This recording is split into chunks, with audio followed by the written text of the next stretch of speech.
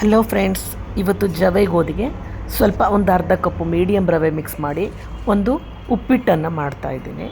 So 2 ಕಪ್ಪು ಜವೆ ಗೋಧಿ, 1.5 ಕಪ್ಪು ಜವೆ ಗೋಧಿ, ಅರ್ಧ ಕಪ್ಪು ಮೀಡಿಯಮ್ ರವೆ. ಸೊ ಇವುಗಳನ್ನು ಚೆನ್ನಾಗಿ ಹುರ್ಕೋಬೇಕು.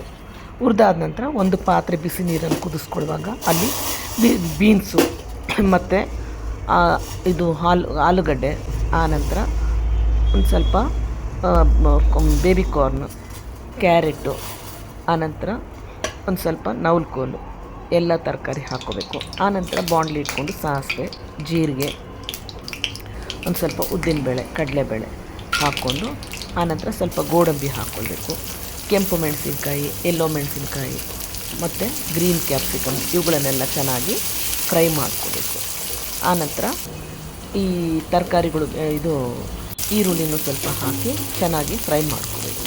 ಈ ಎಲ್ಲ ತರಕಾರಿಗಳು ಬೆಂದ ನಂತರ ಬೇಯಿಸಿರ್ತಕ್ಕಂಥ ತರಕಾರಿನ ಇದಕ್ಕೆ ಮಿಕ್ಸ್ ಮಾಡ್ಕೋಬೇಕು.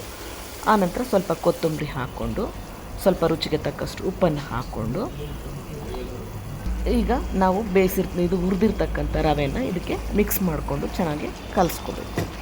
ಸೊ ದಿಢೀರಂದು ಮಾಡ್ತಕ್ಕಂಥ ಒಂದು ಉಪ್ಪಿಟ್ಟು. ಸೊ ಈಗ ಇದನ್ನು ಚೆನ್ನಾಗಿ ನೀರಲ್ಲಿ ಕುದಿಸ್ಕೋಬೇಕು. ಜಾಸ್ತಿ 1 ಕಪ್ ಅಳತೆಗೆ 3 ಕಪ್ ನೀರು ಹಾಕಿ ಕಲಿಸ್ಕೋಬೇಕು. ಜವೆ ಗೋಧಿ ಇದು ಗ್ಲುಟನ್ ಫ್ರೀ ಇರ್ತಕ್ಕಂಥದ್ದು. ಸೊ ಈಗ ಉಪ್ಪಿಟ್ಟು ರೆಡಿ ಆಗ್ತಾಯಿದೆ ನೋಡಿ, ಎಷ್ಟು ಟೇಸ್ಟಿಯಾಗಿದೆ. ಈಗ ಸ್ಟವನ್ನು ಆಫ್ ಮಾಡಿಬಿಟ್ಟು ಒಂದು ಪ್ಲೇಟನ್ನು ಮುಚ್ಚಬೇಕು.